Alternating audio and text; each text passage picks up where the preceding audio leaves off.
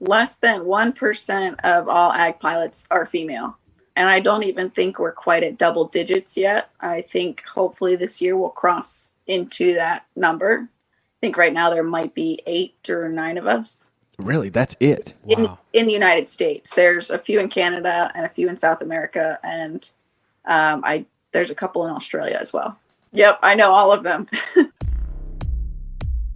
There is a podcast in Iowa, Farm4Profit was named by they. Fate stirred up a banker near, then quick came an auctioneer. Making profit was their first goal, oh boy, oh boy, oh boy.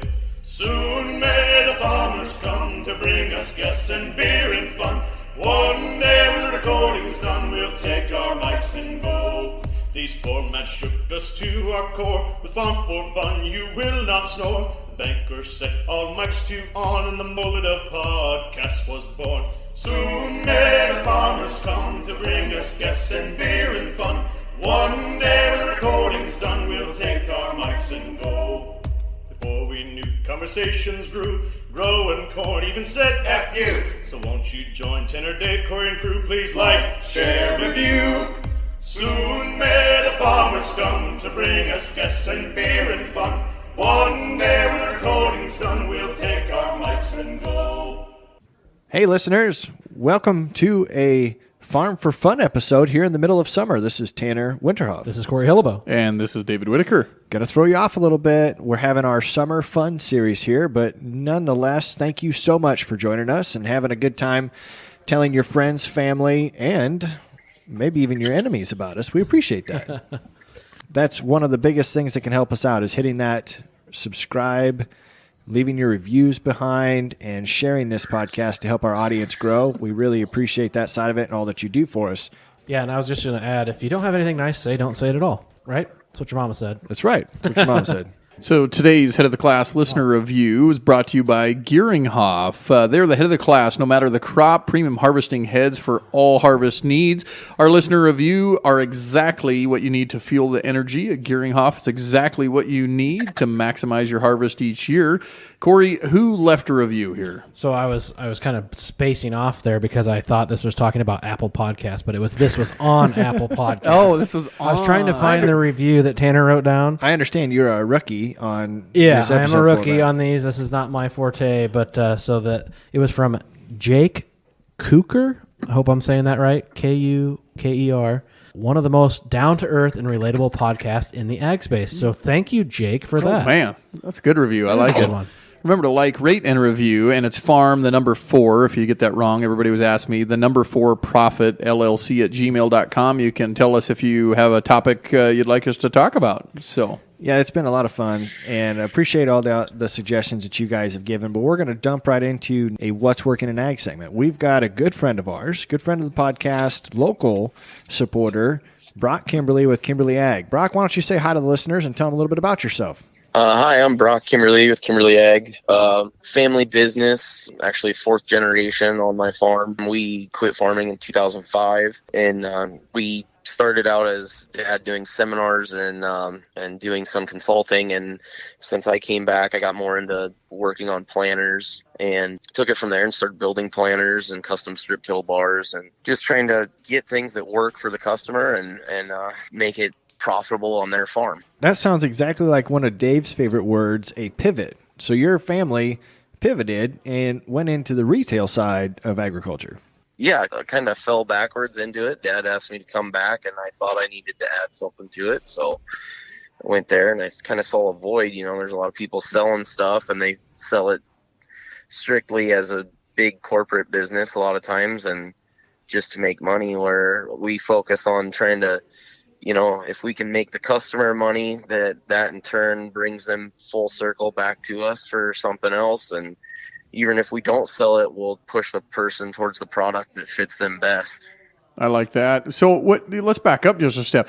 You were farming before this. What side of agriculture? Was it row crop or cattle or? We farmed row crop and fed fat cattle. Okay. All just under the 1,000 head mark most of the time. One time we were over 1,000 feeders. I gotcha. And Then '05, Dad really liked going out and doing the seminars and consulting, so that's where that happened. So you said you like to help different people. Apparently, you were in that space of row crop and livestock. I'm guessing that the products that Kimberly Egg has are related to that. Tell me more about that.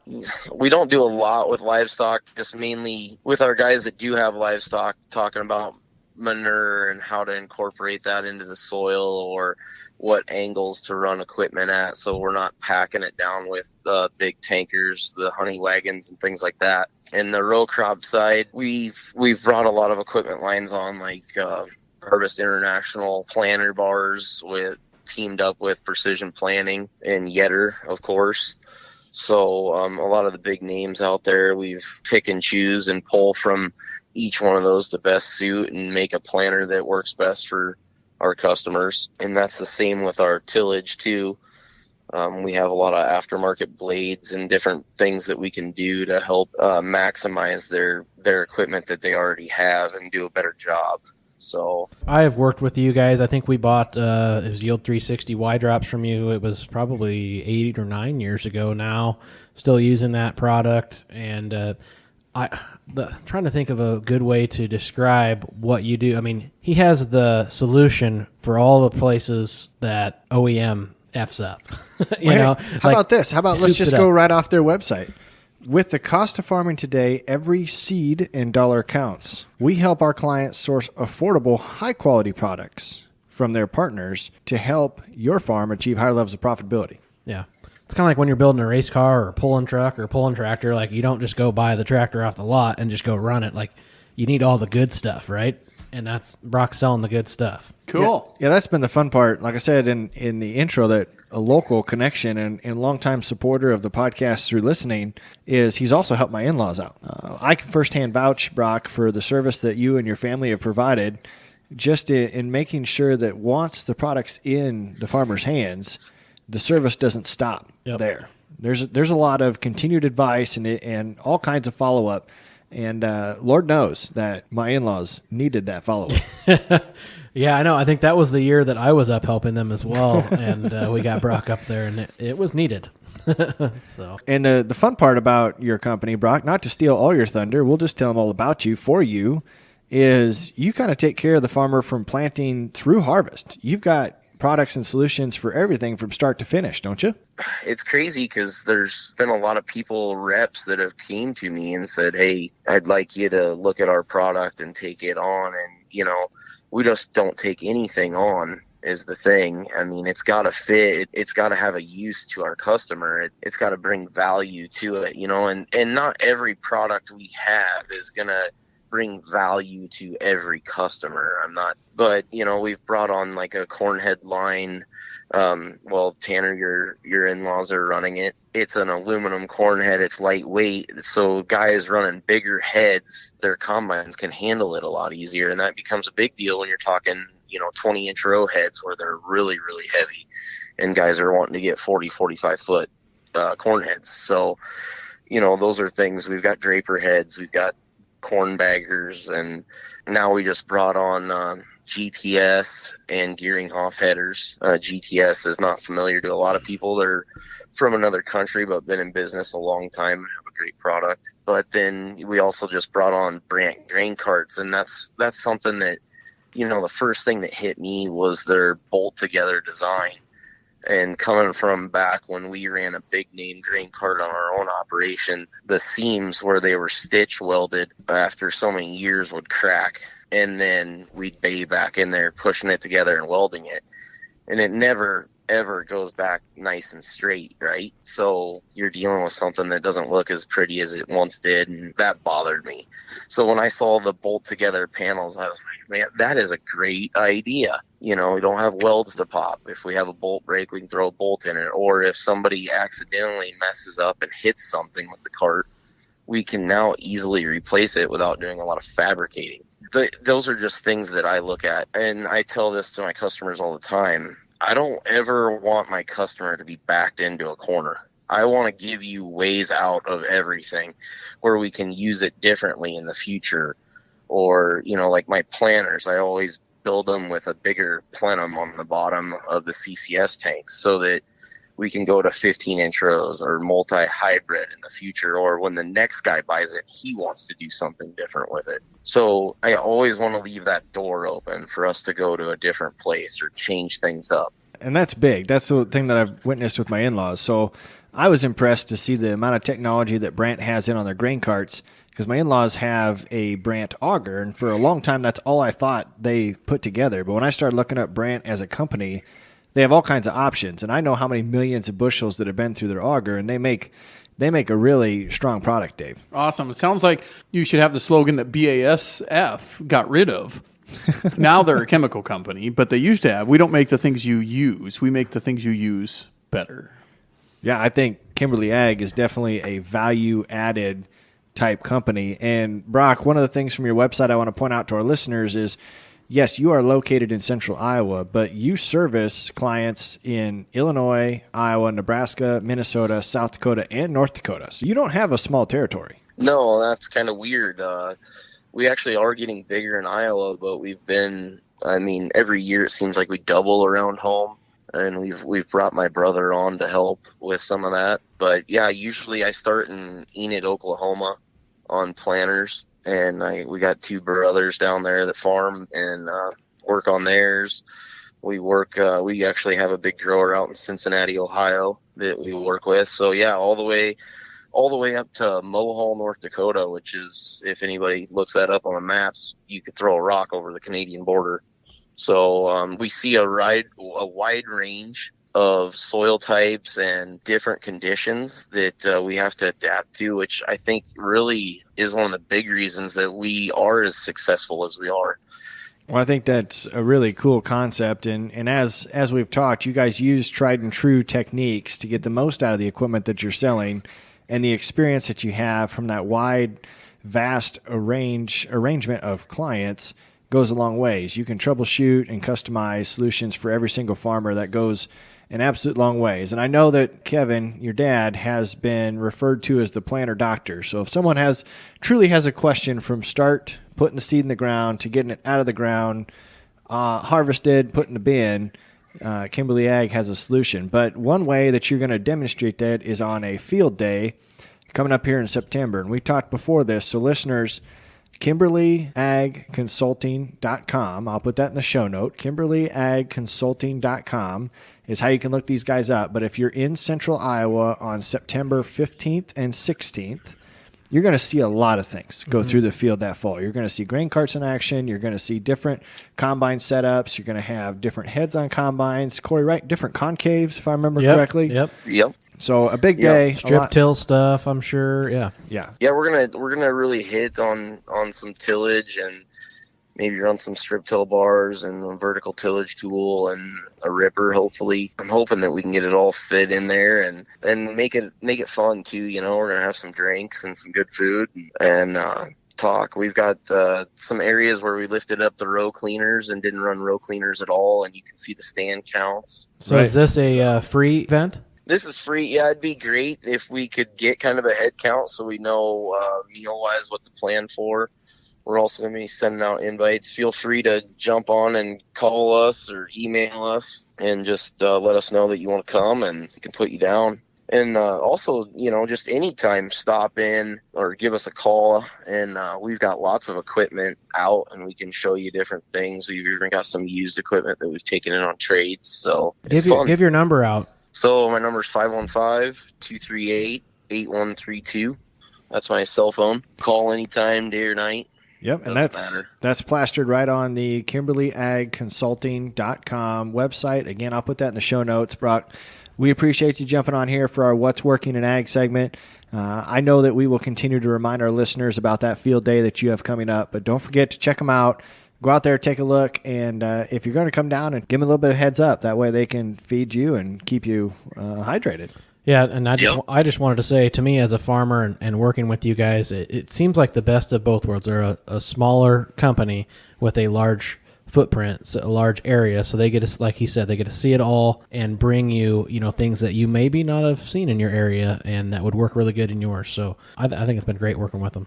Awesome. Well, Brock, thanks again for joining us. We really appreciate your support of this podcast, and we hope you have a great field day. Hey, thank you very much. And you guys have done a great job. I've enjoyed listening. Thanks, Brock. That was a great What's Working in Ag segment with Brock Kimberly and Kimberly Ag. Tanner is going to do the introduction of our guest today. So it's a beautiful day here in Iowa. It's cloudy and it's actually raining. Yeah, isn't that a nice change? Corey and I had the opportunity to do a fantastic little project for an ag company to announce their internal award ceremony. So I hope I've got a little bit more practice behind these introductions, Corey, to where I don't make it look like I'm a novice anymore. I'd say you came a long ways. I mean, what did we do? We gave away 16 awards, and I think we split the intros. So yeah, we all both got some good practice under our belts. And so let's introduce our guest. I'm excited about this one. It's definitely not someone you talk to all the time. Here we go. Shut up and sit down. All right, flying in from New Jersey, literally, not figuratively, we have a really good friend of ours, a not necessarily fighter pilot, but I wouldn't want to see her coming at me from behind the guns of another plane. No. Friend of the podcast, awesome follow on TikTok, from the East Coast, our Agpilotchick friend, Emily Daniel. Woo! Right. Emily, thanks for joining us. Hey, thanks for having me, guys. I appreciate it. We really need to thank you because this is right in the heat of your busy season.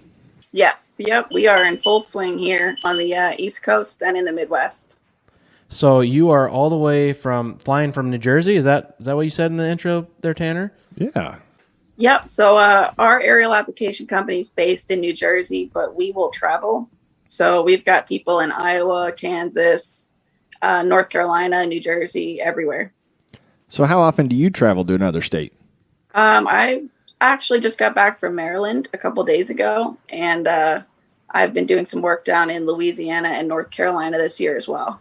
Cool. Well, we're right here in central Iowa. I don't know if you're familiar with the state, if you've ever been out here to fly and put some of our fungicides on, but doing in central Iowa? I haven't, but actually my father-in-law and one of our other pilots are out in Iowa right now in Creston. Oh, that's a cool. little bit on the western side. So they're flying in southern Iowa a little bit. They get a little bit more hilly ground down there to fly around.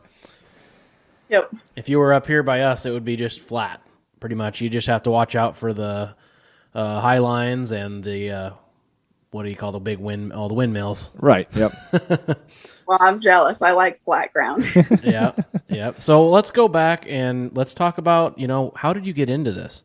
So it's kind of a long story, but basically I've been flying since I was 13 or 14 years old. I'm a third generation pilot. My grandfather was a flight instructor in World War II. And after that, he started an airport in New Jersey with a crop dusting company and a flight school. And he taught all of his kids to fly. And one of them was my dad. So I just kind of kept flying to keep it in the family, and also because it was really cool as a 13-year-old kid to get into aviation. I would say so. What does it take to start an airport? Do you just need ground and a flat place to land, or how's that even happen? I think back when he started it, that was about all you needed. But now I think there's a lot of permits and DOT regulations to start one. Gotcha. I mean, I'm so interested in this. I've always wanted to go get my pilot's license. I know some friends that have done it, and they fly Cessnas around and things like that. I just never seem to find the time for that kind of stuff, but eventually I would love to do it. So, I mean, when you're 13 years old starting to fly, I mean, I'm picturing this as a parent. They just, but obviously they're a pilot too, but they gotta just be scared, right? Like your little kid's going to go fly for the first time. Yeah, I think so. My dad was actually my first instructor, which I would not recommend to anybody. And I think because he was so worried about my safety, he was a lot harder on me. So, if you picture your parents teaching you how to drive, teaching you how to fly is a lot more intense. And we only lasted about 4 lessons together before we decided that it was best if someone else taught me.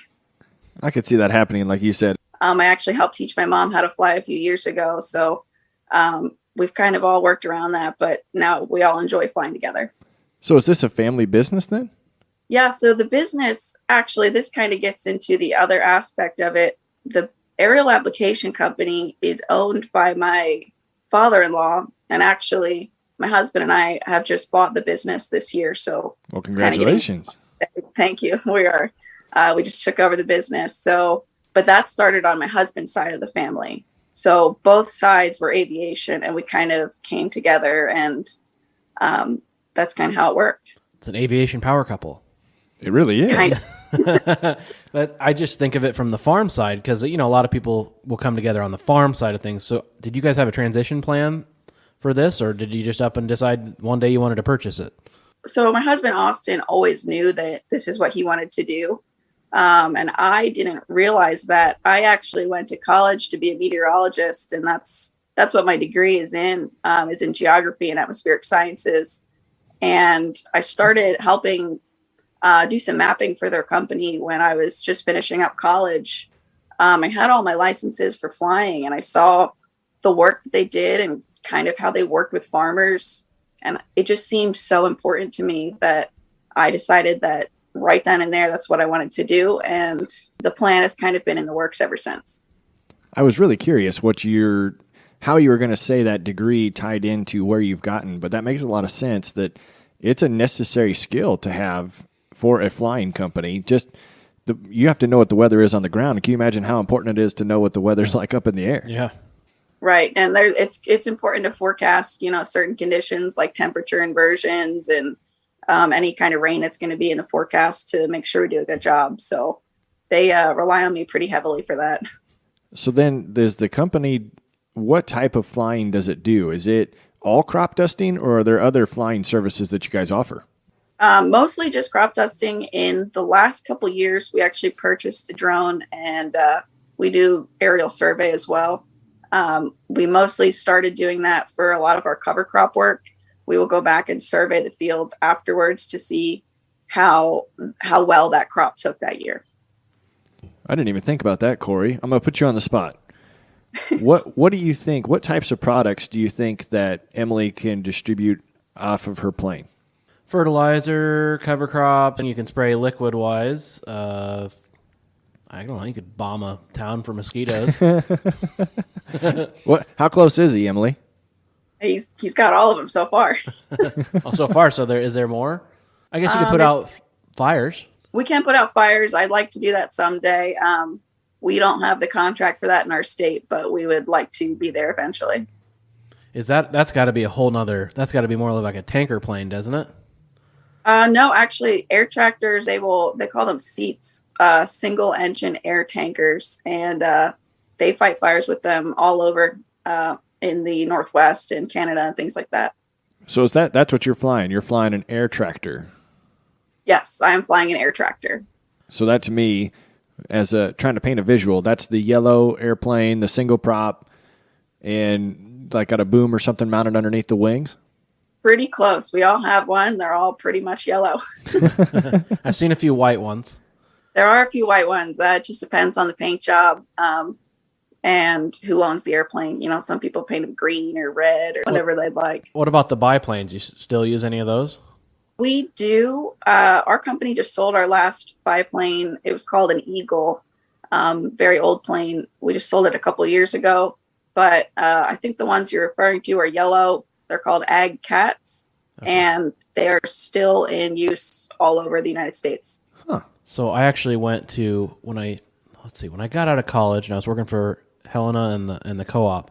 I went down to Newton to the airport down there, and they had a fly-in with all these air tractors, pilots from all over the state, and I think even Illinois and Missouri came in, and they were testing their spray droplets. I had little pieces of paper and just test their pattern.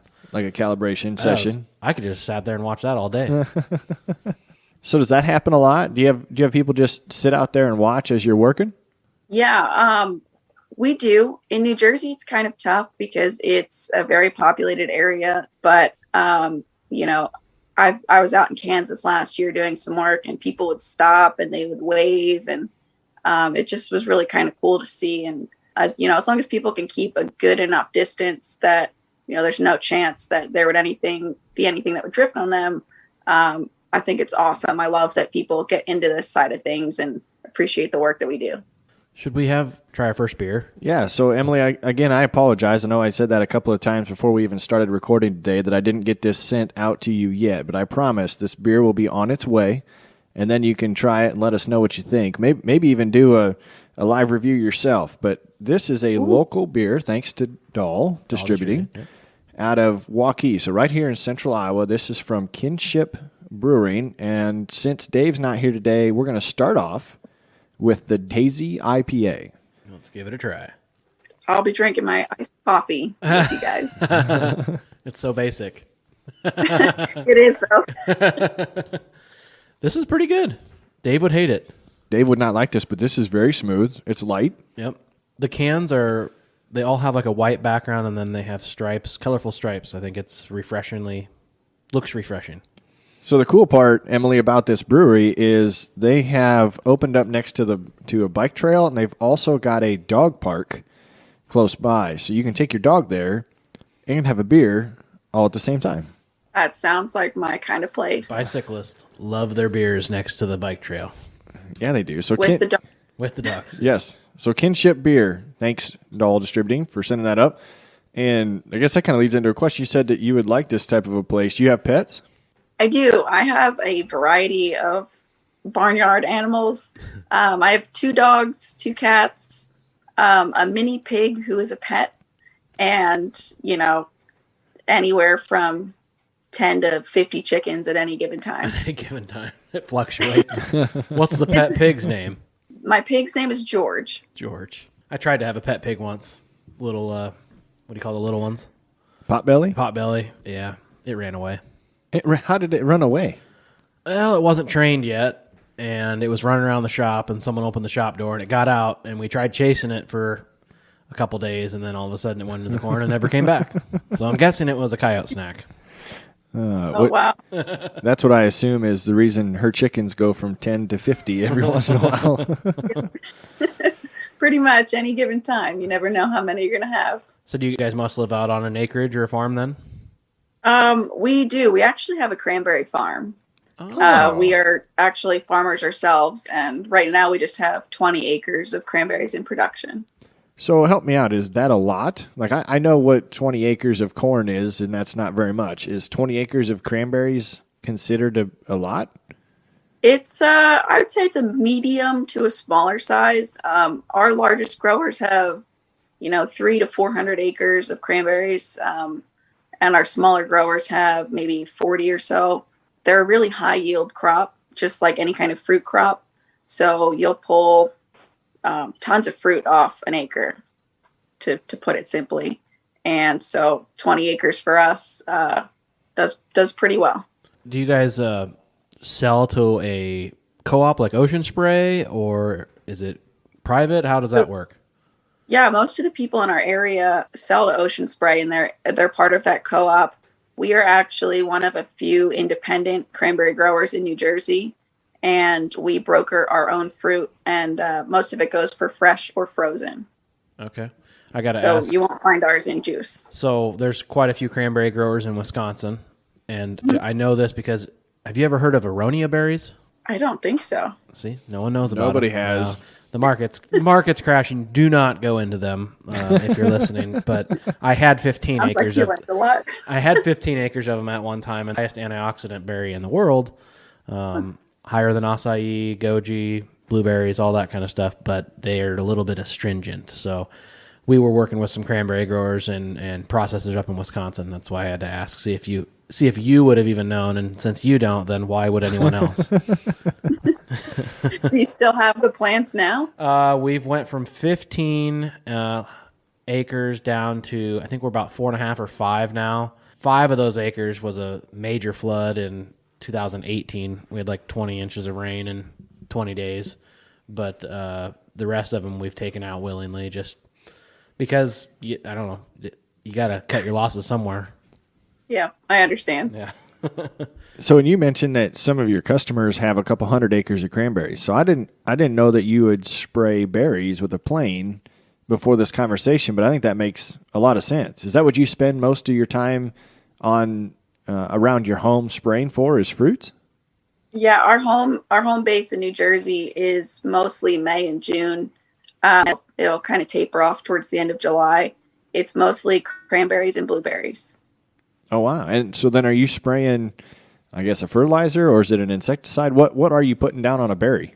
On the cranberries specifically, we do 5 to 6 rounds of granular fertilizer, and we'll also do a few rounds of a fungicide. We're actually in the southernmost climate where cranberries can grow, so we deal a lot with the heat, and fruit rot is really common, so we try to combat that as much as we can. Have you guys dealt with that spotted winged Drosophila? That is our main blueberry culprit. What did you just say? Spotted winged Drosophila? Spotted winged Drosophila. It is a nasty, nasty little creature bug that gets in and lays eggs in the fruit, and then the larvae eat the fruit, and there's like virtually no tolerance in fresh fruit. Right. There's none, and unfortunately, it sometimes you can't find it until it reaches the packing line, and then they can't pack it out. So if you don't nip those pretty quickly, your customers can be pretty mad at you. Yep. So you're out there you can put traps out for them, and if you find one, or they're coming, you spray for them. There's no tolerance. The blueberries are on a pretty strict schedule, and it's mostly for bugs, which is great because I'm not a fan of bugs in my food myself. Yep. So the SWD is what we call it because that's a mouthful to say otherwise. Yeah, obviously Tanner couldn't say it. I had never heard of it before. Yeah. Like the only one. If you're spraying mostly berries out there, obviously I know here in central Iowa, we're spraying corn and soybeans, maybe a couple of small vineyards. But other than that, what other types of crops do you guys cover? We're breaking into our corn work now. So we do have local corn. It's not as prevalent as the Midwest, but we will travel up to North Jersey, Pennsylvania, and down to Maryland. And there's lots of pretty large corn growers there, especially in North Jersey. We also do a handful of specialty crops. We do some pumpkins. We've done a handful of tomatoes, and that's about it. Wow. I didn't even think of the tomato side. I have to really broaden my mental horizons, Corey. I'm just kind of thinking of like these smaller farms, and we've all grown tomatoes in our backyards. You obviously have a garden, Tanner. Yeah. But I'm trying to think of like, I feel like if I had a farm, I would be probably trying to spray them myself. What is the benefit? Is the benefit of a plane? It can just cover so much more in such a small amount of time, or what is that benefit there? Oh, there's so many benefits to aerial application that gets me super excited to talk about. For starters, the airplane or the helicopter doesn't compact soil. So in addition to getting the job done faster, we don't drive over anything. There's no soil compaction. There's no harm to your crop at all. We can also accomplish, a significant amount of work over a ground sprayer in any given day. So in any given day in the Midwest, I can run across between 1,000 and 2,000 acres by myself per day. Wow. I think I could do that in my Heggie. You think so? Maybe 1,000, maybe not 2,000.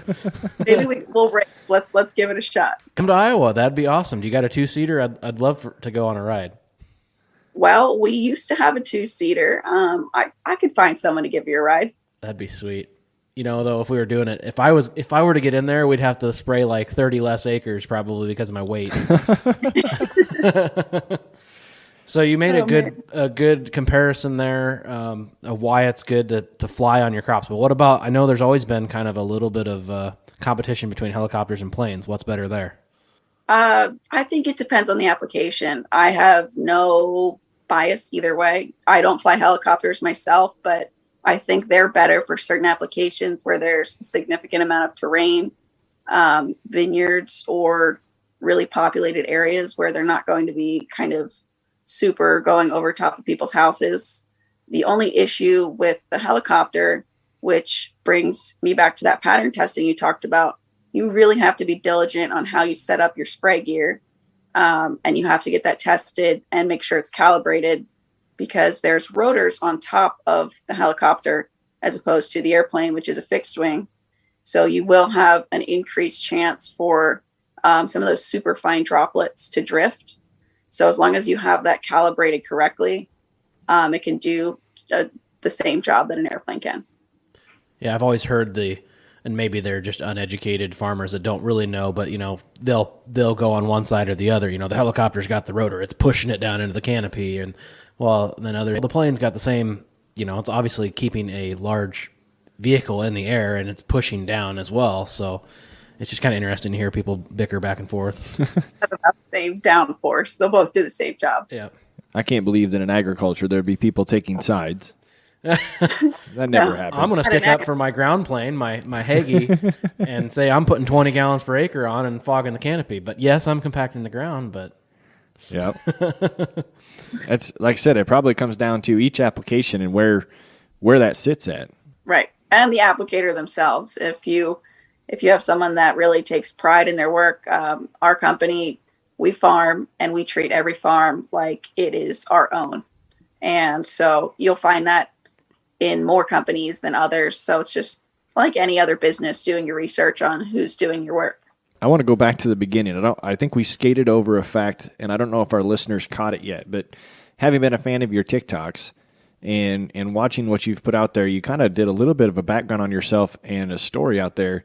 You were working for your husband before he was your husband, correct? Yes. How did that go?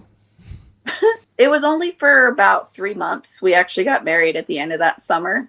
So we had known that was going to be a thing. So we were already in a relationship before I started working for him. I was hoping for one of those stories of, I just stumbled across this company and the owner of the company's son was a good looking dude. And No, I always do joke about that though. I always say hey, I married the boss's son, Quickest way to the top. It is.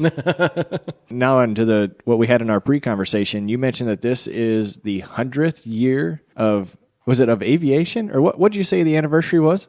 This is actually the 100th anniversary of agricultural aviation. So in 1921, we put the very first spray out of an airplane 100 years ago.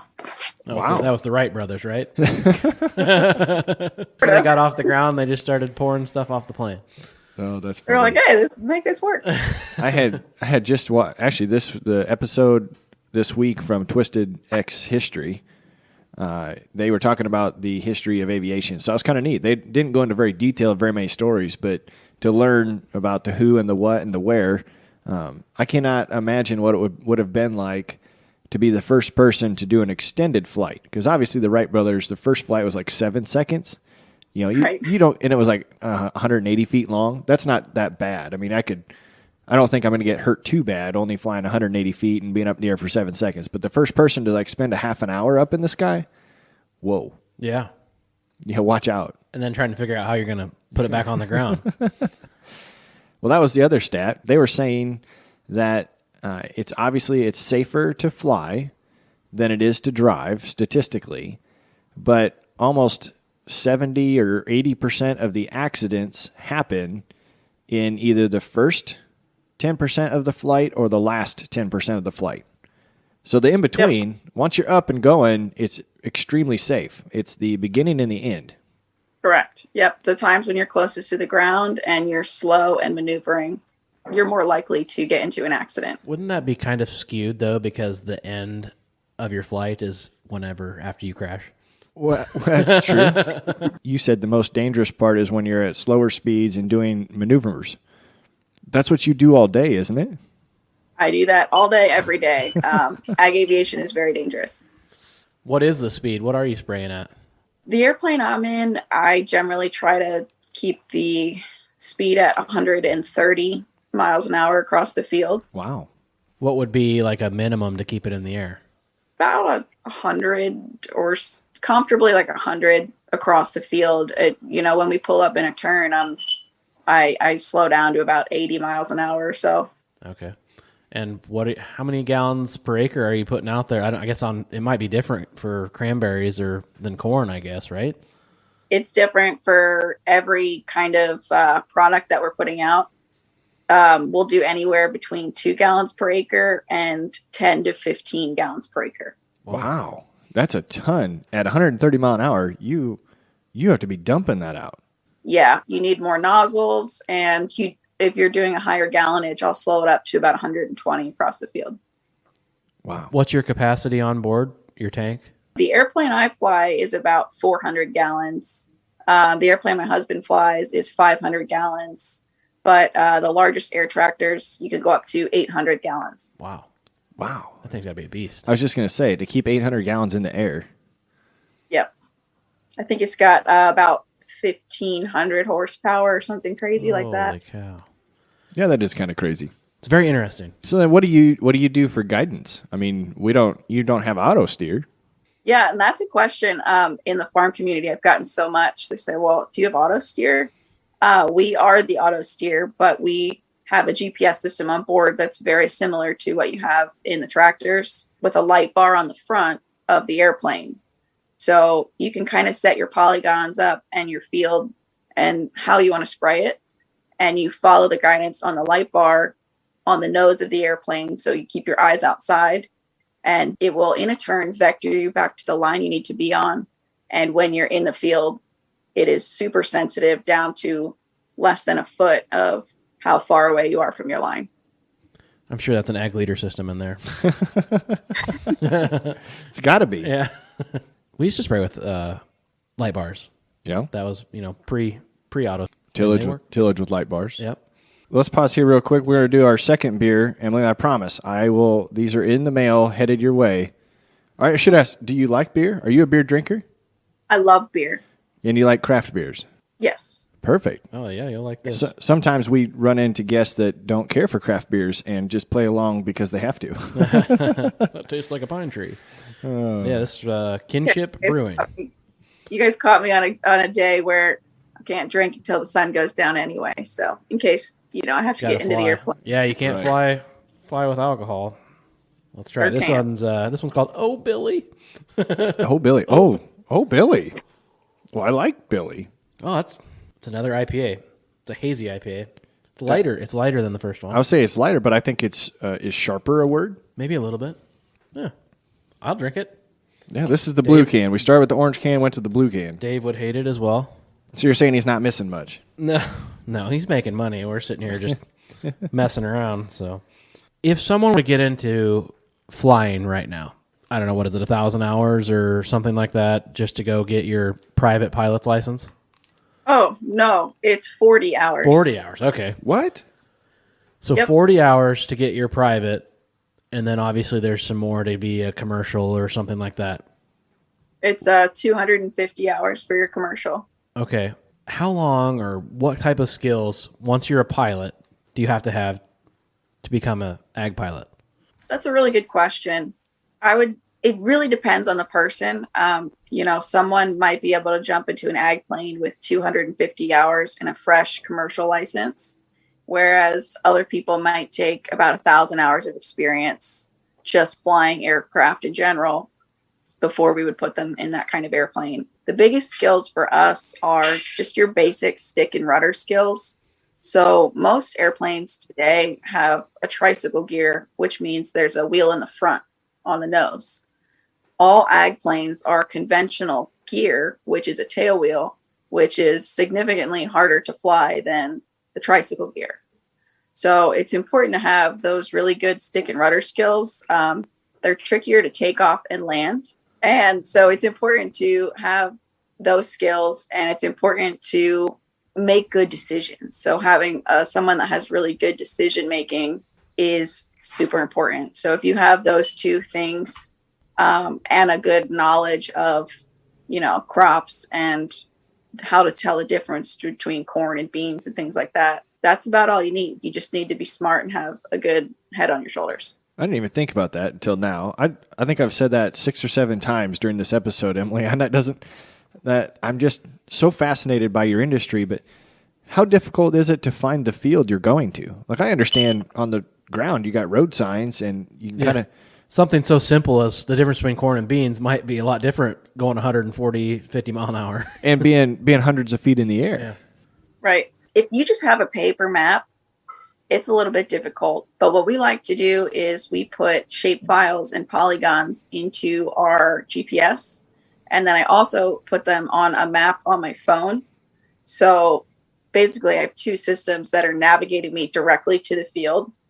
And as I'm flying over it, I have a little moving map with a moving airplane on it. And I can show myself that I am over the field that I need to be working on. That system works as long as the maps were put in correctly.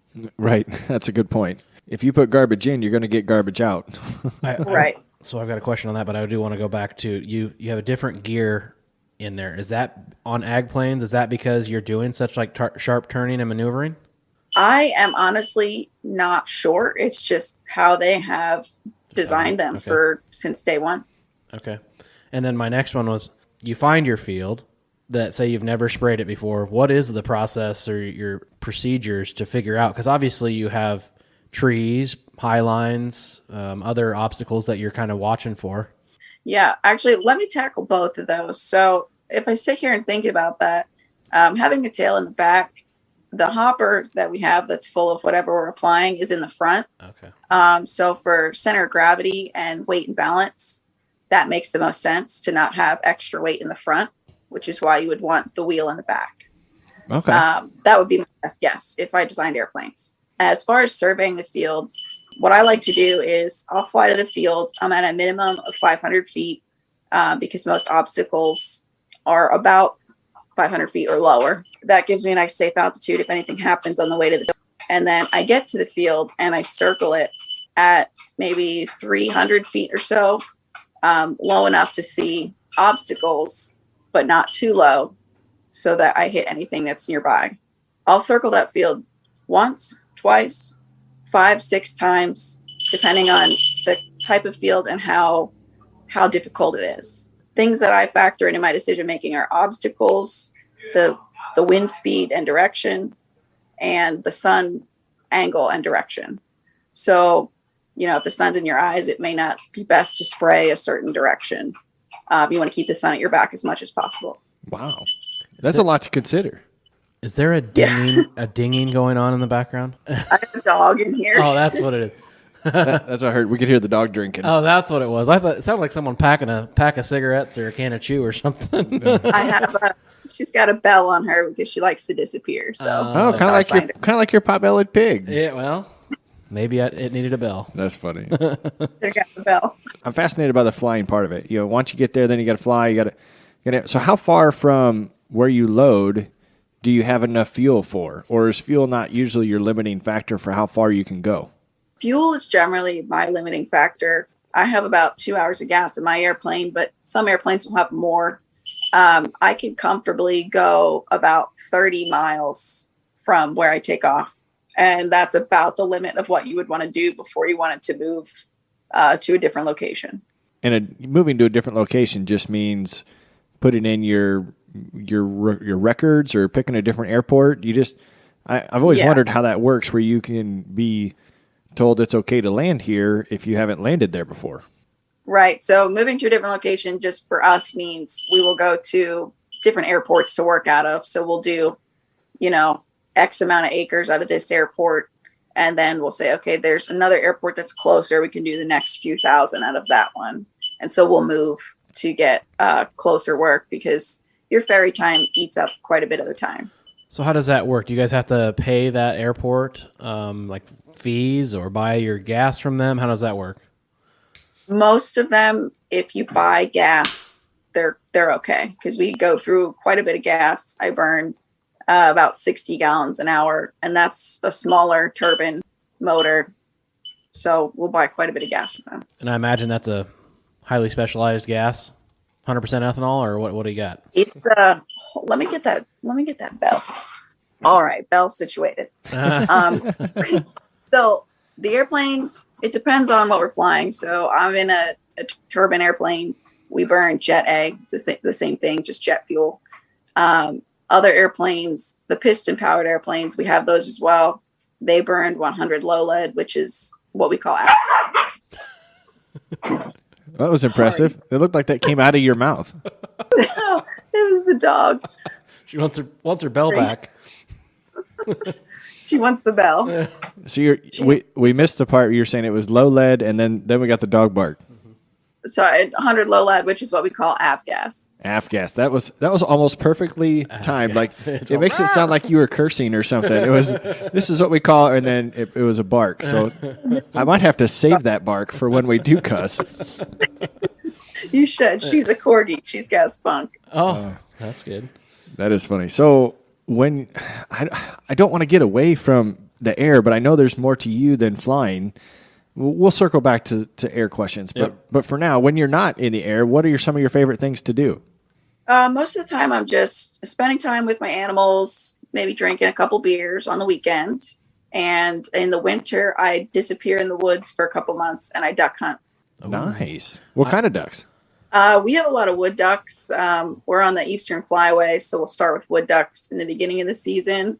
Then we go to mallards, and we're also on the coast, so we'll get a lot of the coastal, what we call trash ducks. Some sea ducks, the divers. Yep.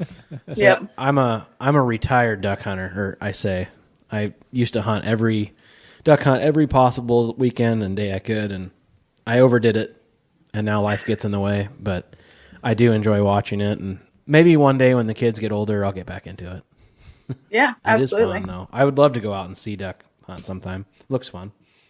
It's awesome. The coastal stuff is really cool, and there's a lot of geese down there too, and the two seasons overlap, so you can come home if you're good, which I'm not.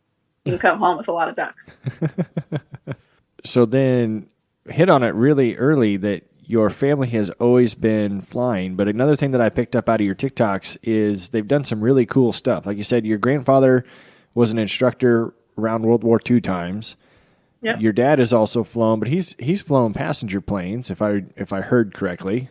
Yep, my dad flew at the airlines for about 33 years. He just retired a couple years ago. And your brother's doing the same thing your dad did? Is that right? Yeah, so I have two older brothers. The oldest one flies for United, and the other one just flies for fun. And he does what I like to call really smart computer stuff that I don't understand. And then I also saw a TikTok where you mentioned that you have flown skydivers. Is that right? Yes. I should also mention that my mom did get her license a couple years ago after all of us as well. But while my husband and I, he was in the Air Force, so he just stepped out of it, but he flew F-16s. And Wow. So while he was in training, I traveled with him, and I just did as many jobs as I could to build time and experience for the ag flying side of things. And so I flew skydivers in Arizona. I flight instructed for a number of years, and I did, a handful of corporate kind of type flights as well. I'm going to get in trouble for saying this, but you don't look like you have that many years to combine all of these experiences. That sounds like you have done an awful lot. It was fast and furious, yes. I'm trying to think of going from an F-16 to a air tractor. Like, have you ever rode in an has he ever taken you up in an F-16, or is that not allowed? We got to go on like a kind of taxi ride one time. And we got basically to like take off speed. And then they wouldn't let us take off, but it was pretty cool. Yeah, I imagine there's some pretty big differences there. That probably makes the air tractor seem slow. Like you could probably count the ears of corn going the difference between an F-16 down to a crop duster. Yeah. Yeah, that's what he said, actually. He said he used to think these ag planes were so fast. And then he came back to flying them after the F-16. And he's like, whoa, I can think so much faster now. This is slow. It reminds me, like, professional sports players, like baseball people and all that. Well, they'll always say, when you're really good, everything will just slow down. That pitch might be coming at you 101 mile an hour, but the game slows they down. see it. And so I bet that happens in flying. Be kind of cool. Yeah, absolutely. So now, have you become immune to the adrenaline, or is there still adrenaline that pumps every day? I think it's a daily thing. For the most part, it's pretty mundane, I would say. But you have like those moments where, it gets a little intense. A little pucker factor. Yeah, exactly. You'll have those moments pretty frequently if you're not, staying sharp and staying on top of everything you're doing all day. Crap, where'd that tree come from? Have you ever had a close call? I have. I've had the standard, exactly where'd that tree come from. You get to the end of the field and you maybe thought you could fly into the sun, and you realize that branch is hanging out a little bit too far. Knock on wood, I have not hit anything yet, but I have thought I've hit a couple things. And then last year I actually had an incident, which we haven't quite figured out what happened, but I had an engine failure kind of right after takeoff. I took off, I was in a radial engine, and they are, radial engines were built for World War II, and the technology hasn't changed and the parts have not changed. So it's pretty frequent that you can have issues with those. And I took off, I got to about 200 feet just off the end of the runway, and my engine quit. And that's one of those things where things happen in slow motion. I went, oh shoot, okay, engine quit. And then all of a sudden it kind of came back, and like this big flame shot out the side. There was a loud bang noise. And I went, okay, it didn't quit. And that happened in the span of like a second. Yeah. And it did that 2 or 3 more times before I just turned around and landed the same way that I took off from. That was, I got on the ground and was like, okay, I think I'm done for the day. I was just going to ask.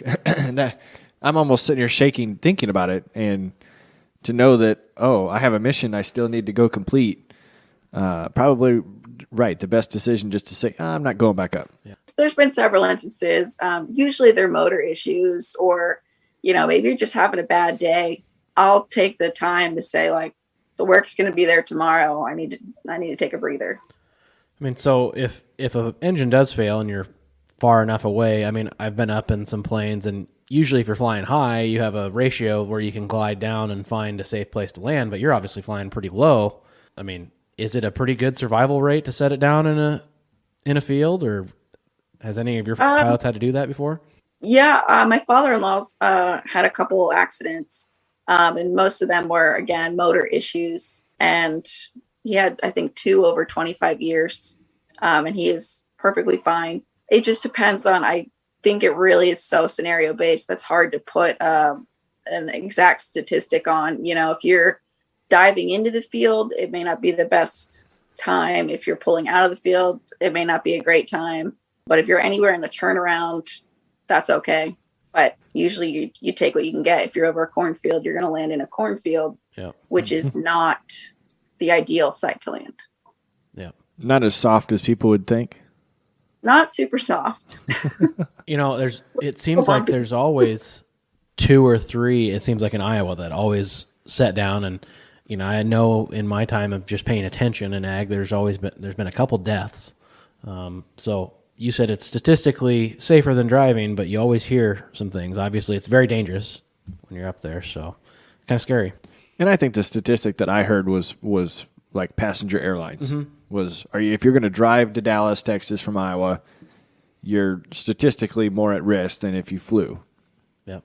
Let's do our last beer from Dahl Distributing, Kinship Brewing. This is Off the Leash. We mentioned their dog park that is attached to it. So this is not an IPA. Oh, it's crisp. It says it's made with Iowa corn. That's cool. That's right. It's got to be good. What is it? Off the Leash, a modern Iowa corn Pilsner. Yeah.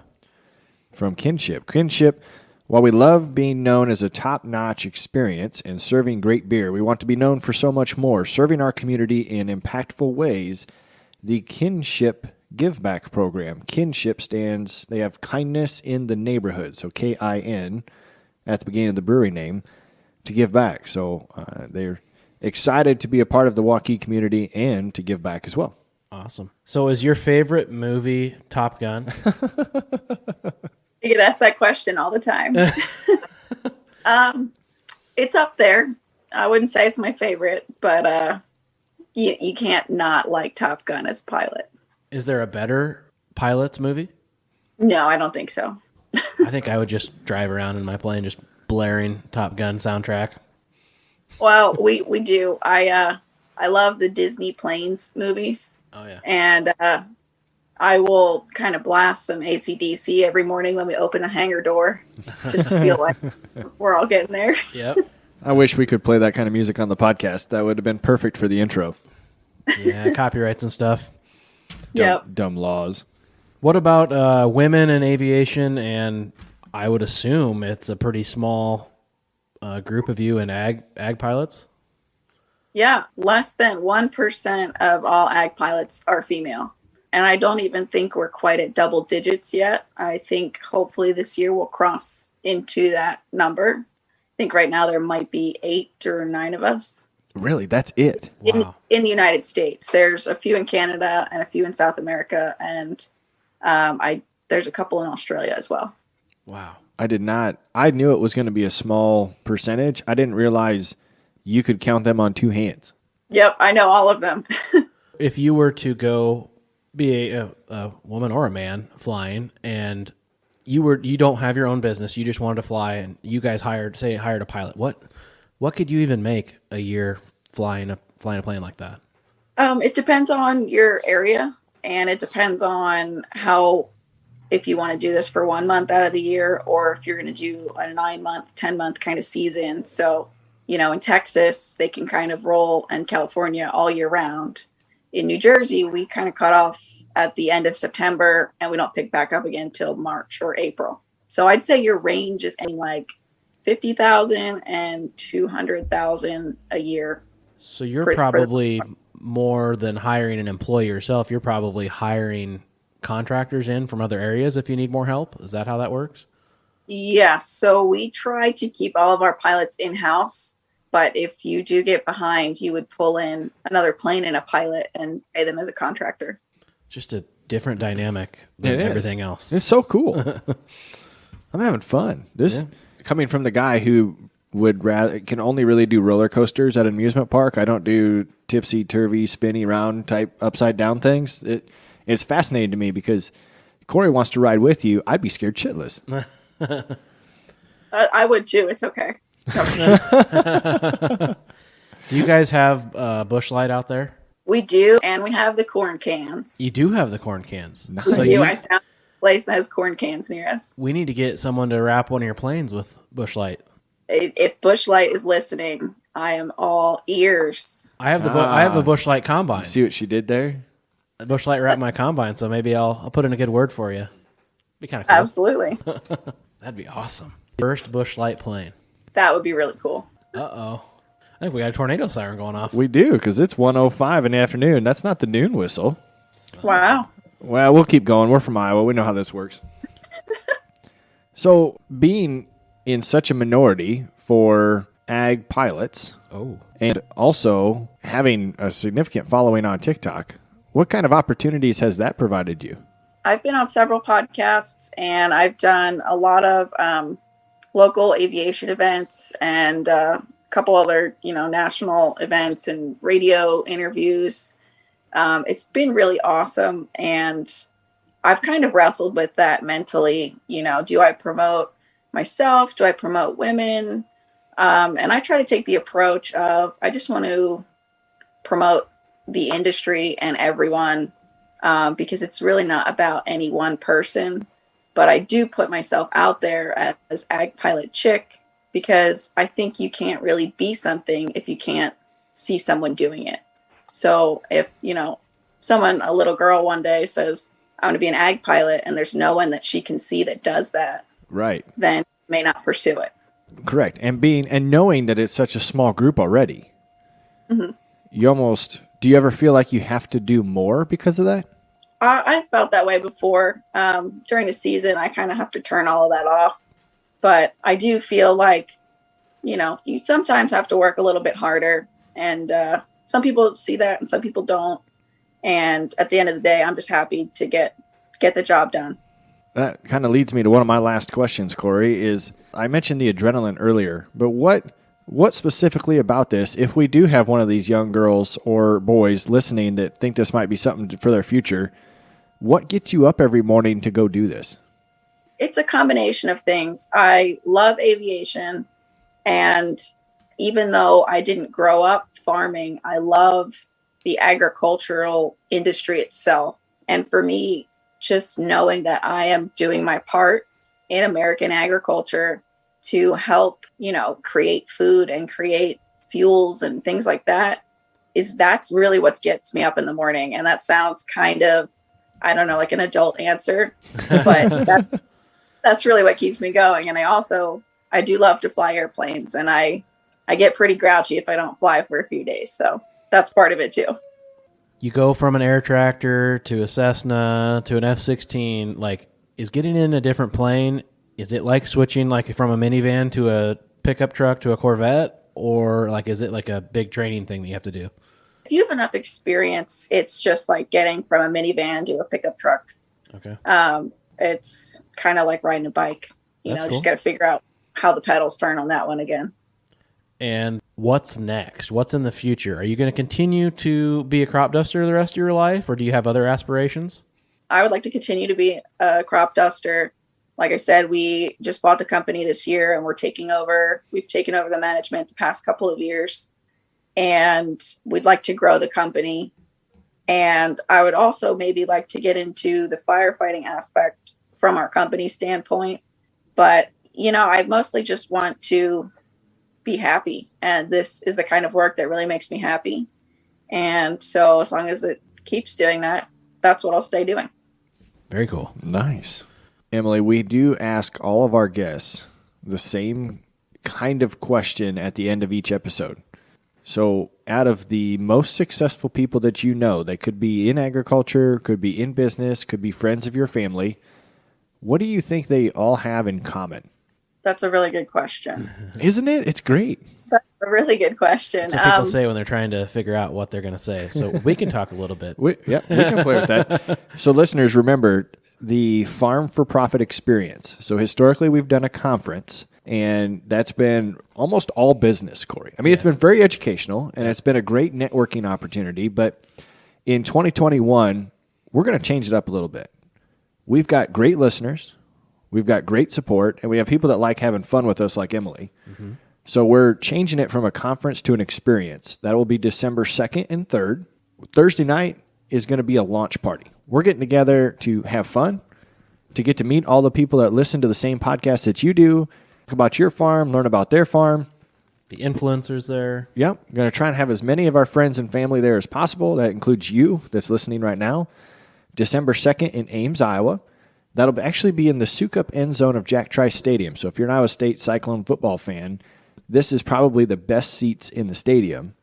Unless you're hardcore and you want to be on the 50-yard line, that's not it. Yeah. But this is the most comfortable seats. And there's a bar in there. And there's a bar.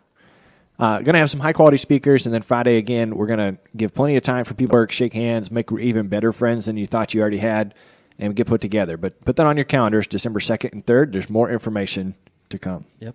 That was great. I have a perfect answer for you. Fire away. So successful people, what I've noticed is that they are not complacent, and they have this constant drive to better themselves and to never stop learning. And I think once you stop learning and you are complacent and content with where you are is when you start to lose that successfulness. I think if you're always willing to change and adapt to it and just keep bettering yourself, you're going to be successful. And I think that's why you're listening to this podcast, because you got tired of the radio. you wanted to learn, so you sought out things that you're interested in, and that's why you're listening. Yeah. Right? Absolutely. I like it. No, I'll put in a shameless plug. If you guys are interested in ag aviation, you can check out the agaviation100.com, and that has the history of the ag aviation over the last 100 years, which I think is pretty cool. I also was going to make sure that you plug your social media handles. So if anybody does want to reach out to you, how do they get a hold of you? You can find me on TikTok or Instagram at Agpilotchick. Nice. I like it when they keep it simple like that. I would never trust a banker to fly me. I would not want to be a banker, so more power to me you. Neither. Emily, thank you so very, very much for joining us, especially during your busy season. I'm glad it worked out. We're in the middle of a tornado warning. You got a little bit of rain this morning, so you didn't have to worry about getting out there and flying. Also, listeners, remember, maybe BW Fusion has a product that you could put in one of these planes. Absolutely. And spray over the top. So BW Fusion is a sponsor of the podcast. We thank them for their long-running support. And don't forget about them. Go check them out, bwfusion.com. I'm going to be putting some of their products in my ground plane this next week. Little boron, little advance, little respite. Yep. So Cool. I'm gonna hold you to it. I wanna ride in one of these 2-seaters sometime, Emily. So Next time I'm in Iowa, I will call you up. into the experience, fly around. Oh, that'd be fun. Do you like a little flying in the cold. winter? I'll fly anytime. Yeah. Perfect. Corey, why don't you get ready to send us out? Yep. Crack a Kinship Brewing beer from Dahl Distributing. You deserve it.